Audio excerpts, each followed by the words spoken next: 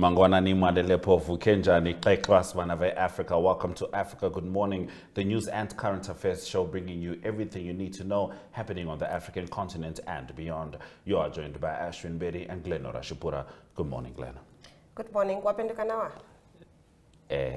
Or do I say now? I slept well. I slept well. I slept well. No, but how do I reply in your language? Wapendukanawa. Mbapendukanawa. What's the last name? Shinelehe. Yeah. Mbapendukanawa Shinelehe. Well, I will teach you in the commercial break. Let's take a look at what you can expect in today's Africa Good Morning. The French army has begun its withdrawal from Niger. Mozambique attack survivors file complaint against Total Energies. Rights group accuses Rwanda of killing critics. We'll also be crossing over to Ari Hohat, who is in South Africa, giving us the latest news on the ground there. Do stay tuned for these and more on Africa Good Morning. Welcome to What's Cooking, where culinary passion meets expert insights. Somebody must really want to cook and want to cook good food. Immerse yourself in the bustling world of professional kitchens as top chefs create mouthwatering dishes. Join us for in-depth interviews as our host explores the experiences and expertise of our guest chefs. Don't miss out. Tune in to What's Cooking on NTV every Friday at 2100 hours and let the culinary adventure begin.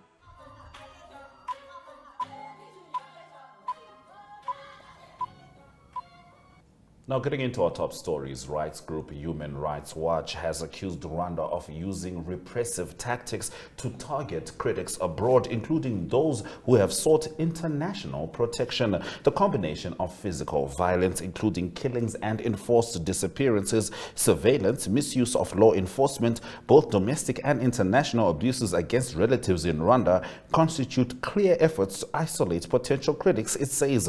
The report has been published as the UK Supreme Court hears the British government's appeal against a ruling blocking its plans to deport asylum seekers to Rwanda. The UK should not consider Rwanda a safe country, it said. The findings highlight that Rwanda is not a country the UK should rely upon to uphold international standards or the rule of law when it comes to asylum seekers, said Yasmin Ahmed, the HRW's UK director. Now, operations for the withdrawal of French soldiers present in Niger should have begun yesterday under the escort of the Nigerian army, announced the military regime, which came to power through a coup d'etat at a time when Algeria decided to suspend its mediation, which was supposed to find a way out of the crisis. Now, operations for the departure of the first convoy under the escort of our defense and security forces will begin tomorrow, Tuesday, October 10th, the military regime said on Monday evening in a press release read on national television Tele Sahel. The press release does not specify the destination of this convoy. Now, the withdrawal of some 1,400 French soldiers from the country was demanded by Nigerian generals quickly after they came to power at the end of July, and French President Emmanuel Macron announced their departure at the end of September. Now, after meetings and exchanges between our authorities and the French side, a timetable for the withdrawal of their troops was determined by mutual agreement, specifies the regime. Now, survivors and relatives of victims of a 2021 insurgent attack in Mozambique have filed a complaint against Total Energies for negligence and indirect manslaughter, saying the company had failed to ensure the safety of subcontractors. Total Energies rejected the allegations, saying they were inaccurate. Islamist insurgents attacked the port city of Palma in March 2021, killing many civilians in areas close to Mozambique LNG infrastructure projects owned in part by Total Energies. The plaintiffs, including 3 survivors and 4 relatives of victims who died in an ambush, allege that Total Energies failed to inform subcontractors of the risks of possible attacks or of the progress of such attacks and did not have proper safety or evacuation plans in place. The complaint alleges that a private security company's helicopter rescuing people who had taken refuge in a hotel was stopped due to a lack of fuel, and that Total Energies had refused a request for fuel on the grounds of not wanting to be associated with a private security company. Now, experts from the United Nations Cultural Agency on Monday arrived in Libya to inspect ancient sites hit by last month's flooding that devastated parts of the country's east. Extreme rainfall from hurricane-strength storm Daniel hit eastern Libya on September 10th, flooding the city of Derna and other neighboring towns and regions. UNESCO experts are expected to visit Cyrene, a World Heritage Site that is threatened with collapse after the flooding sent water circulating around its foundations. They will carry out an initial survey of the flood damage and the structures in need of rapid reinforcement, according to a statement from the agency. Other sites of rich archaeological heritage in Libya will also be inspected, notably the ancient city of Potlames and the Hua Fetia Cafe, both of which are on the National Heritage Tentative List, as well as the ancient city of Apollonia. All right, and at a mostly empty clinic catering to HIV patients, staff monitor CCTV footage for potential spies, reflecting the fear among Ugandan health workers following the adoption of a controversial anti-gay law.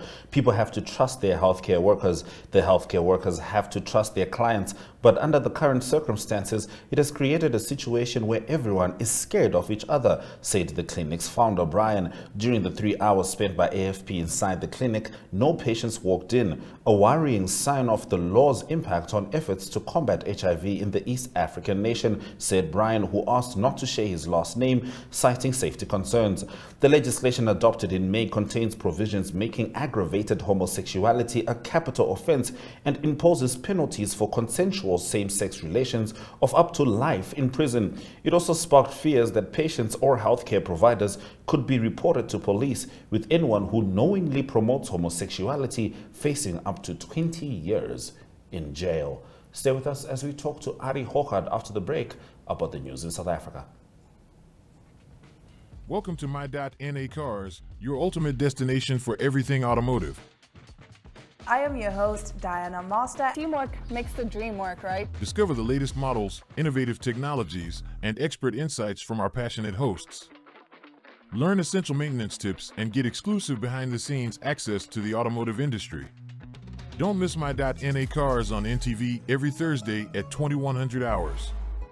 Tune in and ignite your passion for automobiles.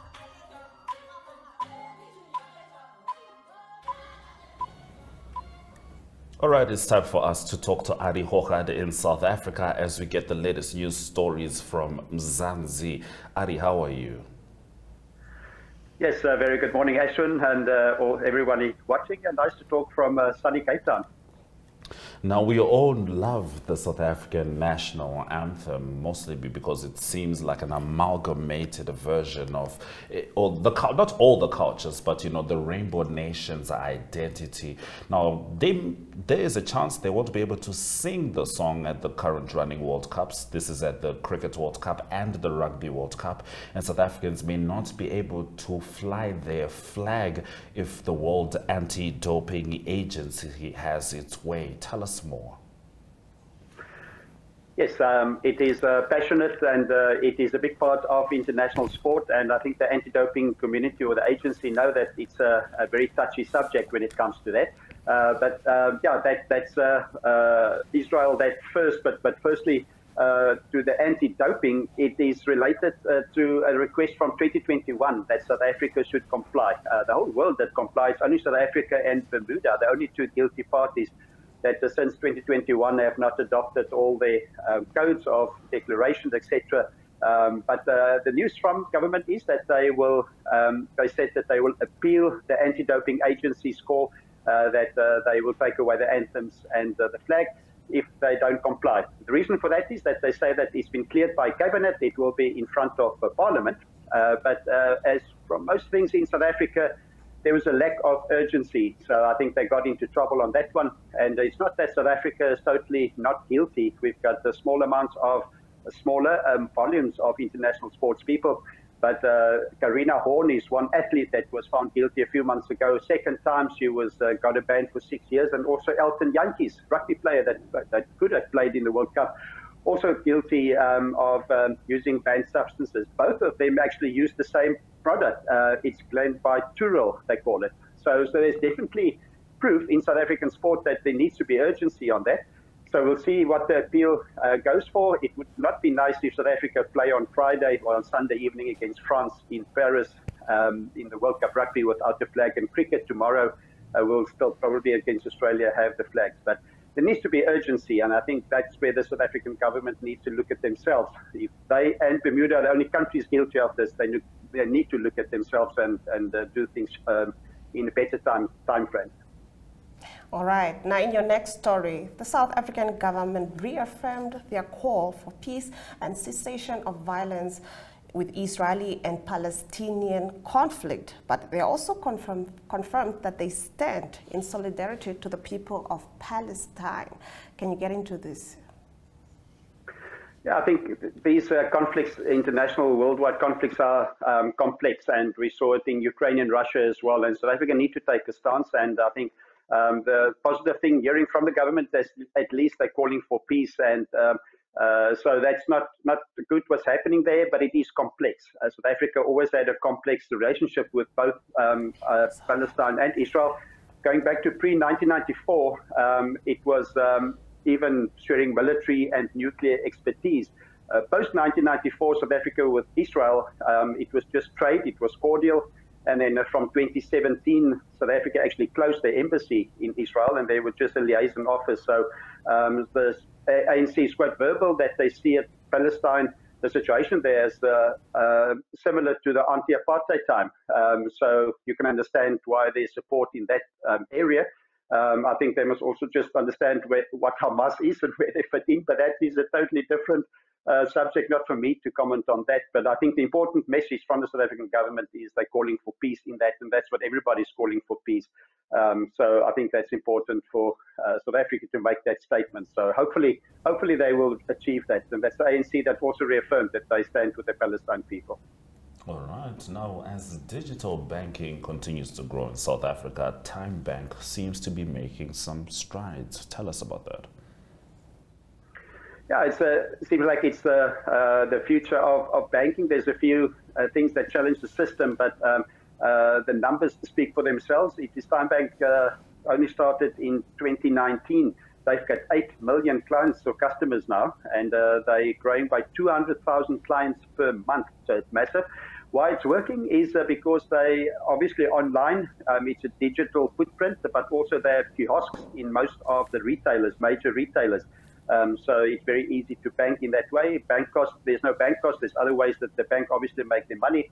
So the challenges is just the systems, and also load shedding in South Africa. The system is linked to fingerprints, linked to Home Affairs in South Africa. So if there's load shedding and systems are down, you cannot tell the system it's you, because they cannot read your fingerprints. So that's a bit of a challenge, but it seems like online banking and kiosks in retailers are the way to go for banks. They do have success in that. Now, I understand that the poultry industry looked to import liquid gas and powdered products, liquid eggs and powdered products to address the shortage of fresh eggs. How's that going to happen?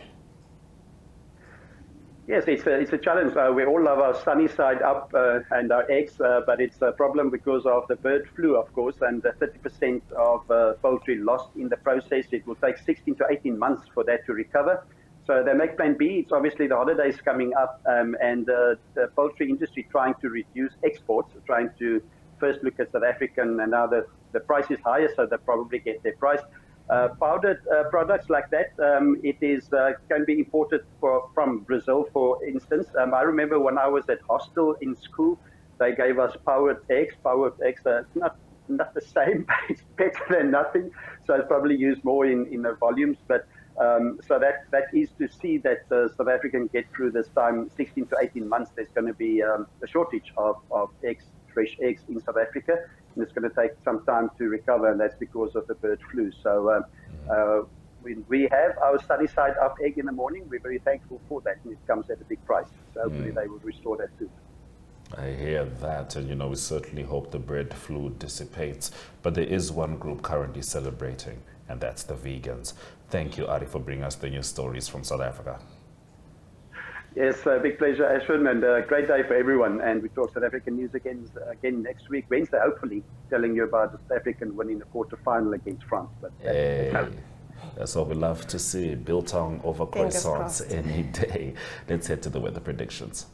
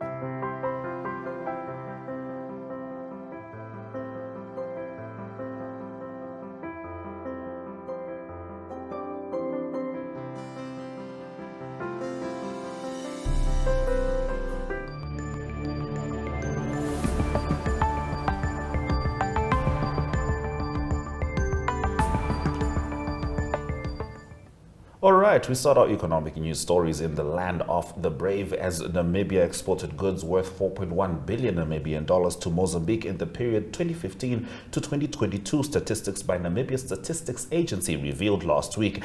Now, the figures also revealed that on the demand side, goods amounting to 1.7 billion Namibian dollars over the same period were sourced from Mozambique. The export basket to Mozambique comprised mainly of fish, medicaments, and motor vehicles for the transport of goods, whereas the import basket comprised of special commodities not classified according to kind, electrical machinery and apparatus, and milk. The agency said in August 2023, Namibia exported goods worth 4.5 billion Namibian dollars to the whole of Africa, of which 45.7 million Namibian dollars was exported to Mozambique.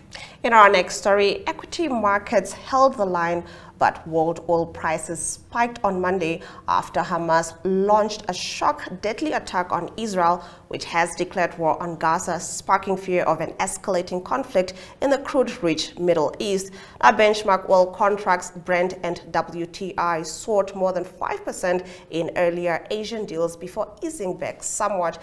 The worsening crisis sent shockwaves through global equity markets, although energy companies were boosted by higher oil prices, which lifted their profits and revenues.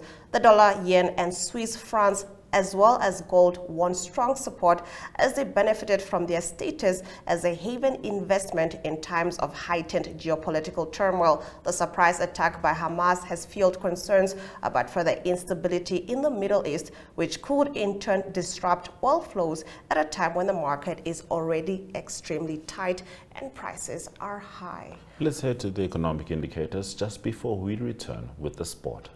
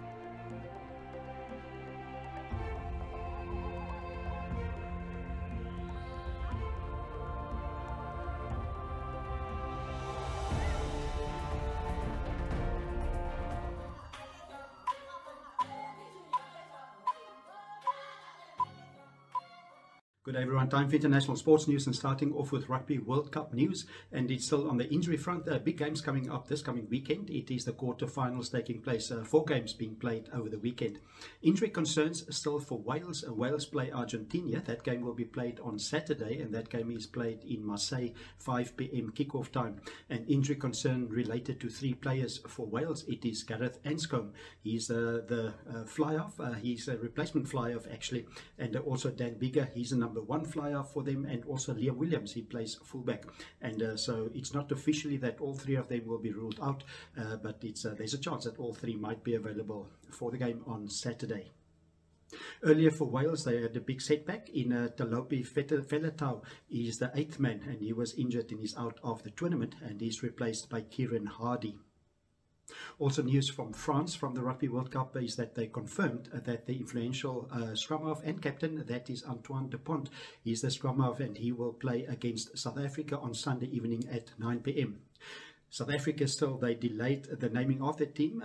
Lately, they've been naming their team very early in the week of the match, but they said they'll only announce their team on Friday. And that is mainly because there's some injury or there's some selection concerns still needs to be sorted out for South Africa.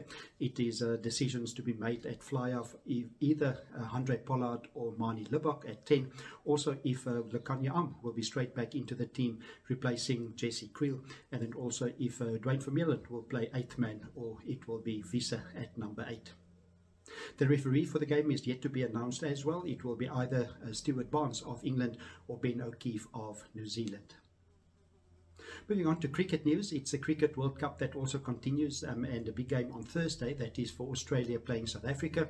It's the first game of the tournament being played at the Lucknow is the city's name. The town's name is going to be played at the Ekana Sport City Stadium. 50,000 people that stadium can host, and it is two players from either team, or one player from either team that played for the Lucknow Super Giants, that is in the Indian Premier League, that will know the grounds quite well. That is Quinton de Kock of South Africa and also Marcus Stoinis of Australia. Both played for the Lucknow franchise.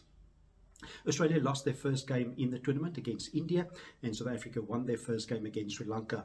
10 teams in the tournament, and all they will play each other, and then the 4 top teams after that will go through to semi-finals. And continuing on international sports news with tennis news from the WTA, that's women's tennis, and it is the date have been confirmed for the Billie Jean King Cup, and that will commence on the 7th of November. It is unfortunately very close to the WTA finals that will conclude only on the 5th of November in Cancun in Mexico, and because of that reason some of the top players in the world will not be able to play in the Billie Jean King team competition. It is Coco Gauff, the US Open champion. She will not be playing for the USA. Also Iga Swiatek, she won the French Open. She will not be playing for Poland. And then also it is Jessica Pegula of the USA also not being able to play in the tournament. Switzerland is defending champion in the Billie Jean King Cup. And to close off today's international sports news, it is soccer news, and it is the Arsenal and England forward Bukayo Saka that's got an injury concern, or is officially out because of injury, and he will not be able to play 2 games for England. And he didn't play against Manchester City for Arsenal the past weekend as well. England play against Australia on the 13th of October, and then also against Italy on the 17th of October. And that game against Italy is in the European Championship qualifier. So Saka unfortunately out with a hamstring injury. That's international sports news for today. Hope you have a great sport day, and we talk international sport again tomorrow. Goodbye.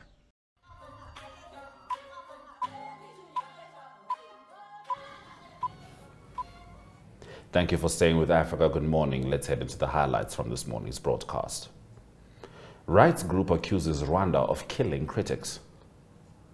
French army has begun its withdrawal from Niger.